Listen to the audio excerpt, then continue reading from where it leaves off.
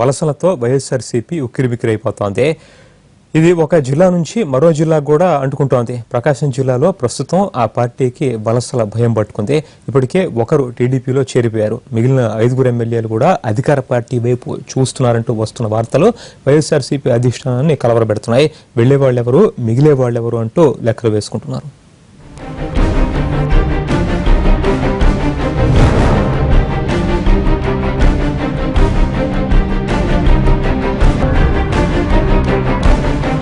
వైసీపీని ఫిరాయింపులు పీడిస్తున్నాయి. ప్రకాశం జిల్లాలో టీడీపీ ఆకర్షకు ఎమ్మెల్యేలు క్యూ కట్టకుండా ఆపేదేలాగో అర్థం కాక తలపట్టుకుంటోంది వైసీపీ అధిష్టానం. గతంలో జిల్లాకు చెందిన జూపూడి ప్రభాకర్, మాజీ జిల్లా పరిషత్ చైర్మన్ నోకసాని బాలాజీలు పార్టీకి రామ్ చెప్పారు. సరైన గుర్తింపు ఇవ్వడం లేదని ఒకరు, ఎన్నికల్లో ఓటమికి పార్టీ నేతలే కారణమయ్యారని మరొకరు వైసీపీకి గుడ్ బై చెప్పి సైకిల్ ఎక్కేశారు. ఇటీవల ఎర్రగొండపాలెం వైసీపీ ఎమ్మెల్యే డేవిడ్ రాజు అధికార పార్టీలో చేరిపోయారు. అతనితో పాటు వైసీపీకి చెందిన మరో 4 ఎమ్మెల్యేలు అధికార పార్టీలో చేరుతారని జిల్లాలో జోరుగా ప్రచారం జరుగుతోంది.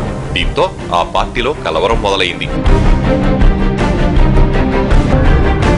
ముఖ్యంగా జిల్లాలోని వైసీపీ ఎమ్మెల్యేల్లో కొందరు అసంతృప్తితో ఉన్నారనే వాదనలున్నాయి.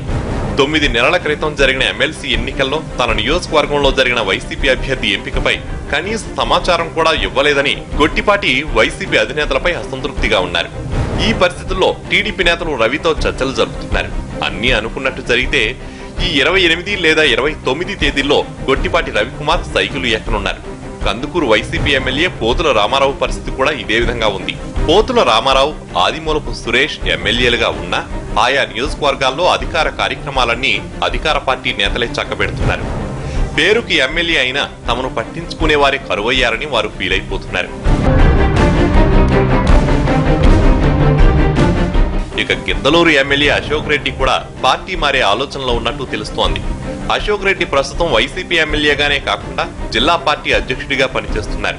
వీరితో పాటు జగన్ బంధువు ఒంగోలు మాజీ ఎమ్మెల్యే బాలినేని శ్రీనివాసరెడ్డి కూడా సైకిల్ పార్టీలో చేరుతున్నారని జిల్లాలో ప్రచారం జరుగుతోంది.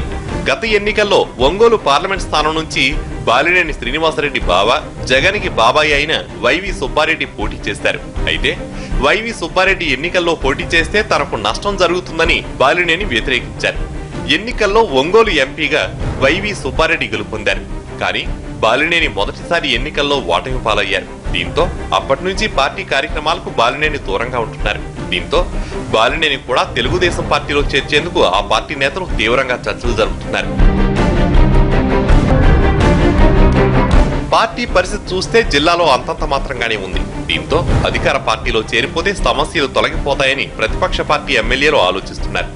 వైసీపీ ఎమ్మెల్యేల అసంతృప్తికి తోడు టీడీపీ ఆకర్ష్ మంత్రా సరిగ్గా పనిచేస్తే ప్రకాశం జిల్లాలో వైఎస్ఆర్ కాంగ్రెస్ పార్టీ మూతపడే అవకాశం ఉందని జిల్లా రాజకీయ వర్గాల్లో చర్చ జరుగుతోంది.